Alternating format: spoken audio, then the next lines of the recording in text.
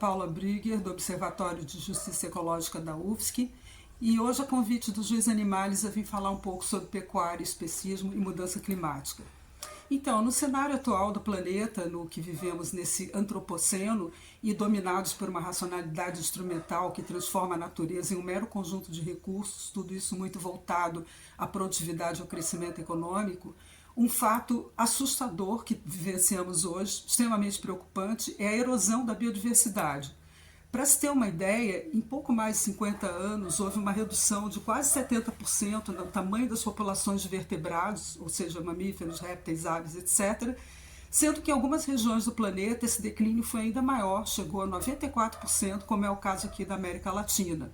E aqui eu lembro um fato que é ligado ao tema de hoje, que nós somos uma região grande produtora de commodities agrícolas voltadas à pecuária. Um outro dado também extremamente preocupante é o fato da biomassa de mamíferos terrestres hoje ser composta em 96% por nós e os animais que criamos, restando apenas 4% da biomassa de mamíferos terrestres em estado selvagem. Então, esse processo de desfaunação, ou seja, de perda dessa fauna silvestre, é extremamente grave, porque são esses animais que são, digamos assim, os engenheiros ecossistêmicos, os jardineiros, são eles que plantam, mantêm as florestas, né? E alguns autores já temem, inclusive mundo afora, que haja uma morte lenta das florestas exatamente por causa da perda desses animais selvagens, né? Bom, as florestas também são as principais responsáveis pelo sequestro e armazenamento de carbono, que é essencial para mitigar as mudanças climáticas, assim como também outros ciclos biogeoquímicos que estão ligados a um equilíbrio maior de toda a biosfera. O processo de desfaunação e biodiversidade tem uma relação direta com a pecuária, porque a pecuária é a principal causa da perda e degradação de habitats. Para se ter uma ideia, por exemplo, aqui no Brasil temos entre 200 e 250 milhões de hectares dedicados à produção animal, o que é uma quantidade gigantesca de terra, né? E nesse processo também são devastados ecossistemas naturais, como a Amazônia, o Cerrado, o Pantanal, que é algo extremamente grave também, alguns chegando ao ponto de não retorno.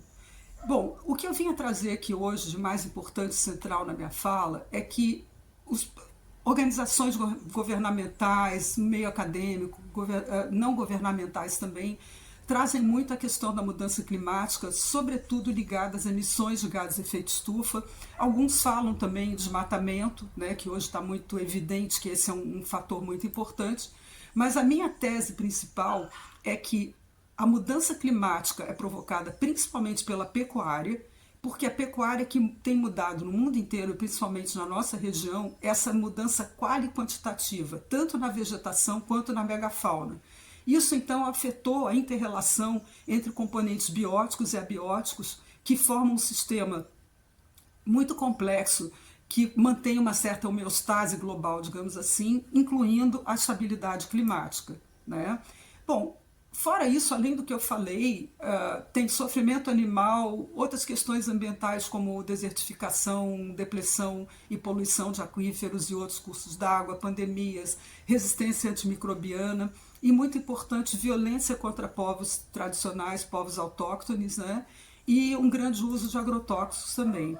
Né? Para se ter uma ideia, também aqui no Brasil, cerca de 90% dos agrotóxicos eles são aplicados em sobretudo 5 culturas, sendo que 3 delas são ligadas à pecuária, que são soja, milho e pastos, né? E também a área plantada com arroz, feijão e mandioca se reduz a cada ano, né? Então isso também é extremamente importante, porque é um sistema que produz fome, né? Produz filas de ossos, por exemplo, né? Bom, se adotássemos uma dieta vegana em nível global, a gente teria uma redução no uso da terra em 75%, o que é algo que seria maravilhoso, porque permitiria o retorno da vida selvagem e a recomposição de todos os elementos, tanto da vegetação quanto da megafauna que eu mencionei antes, essenciais para a estabilidade climática. E fora a questão de que é uma dieta pobre, que é unicamente rica em sofrimento animal, porque dentro dessa razão instrumental e do nosso especismo, os animais não humanos, que já é até um termo antropocêntrico, né, porque parece que tudo é em referência a nós humanos, né, são vistos como meros meios e não como fins em si mesmos, né. Mas hoje temos toda uma ciência extremamente avançada sobre consciência, cognição e senciência animal, né, segundo a qual questões que estão ultrapassadas, por exemplo, se os animais pensam, não, a pergunta hoje é o que eles pensam, né? Conceitos como inato, instintivo também se encontram muito, digamos assim, ultrapassados, né? E principalmente nesses animais explorados pela pecuária, mamíferos e aves, né? Se comprova já comportamentos extremamente complexos, como ligados ao luto, à empatia e até à justiça social, né? Bom, extremamente importante também é a gente pensar que o ambientalismo tradicional ele é um ambientalismo essencialmente especista e que esse ambientalismo especista, então, ele não deu conta até agora de proteger, digamos assim, de lutar, de se fazer presente contra esse estado de coisas que é um planeta extremamente poluído, onde existe um enorme sofrimento animal e inclusive a própria saúde humana que não vai bem. Então, o sistema todo podre, eu diria, né? Eu tenho propondo, então, já há bastante tempo, uma quarta dimensão junto ao conceito de sustentabilidade, que seria uma dimensão ética, para dar conta, entre outras coisas, da questão do especismo, por exemplo, uma vez que as três dimensões tradicionais da sustentabilidade não vêm dando conta, que são basicamente o que é social, econômica e ambiental. Elas não dão conta de questões éticas, né?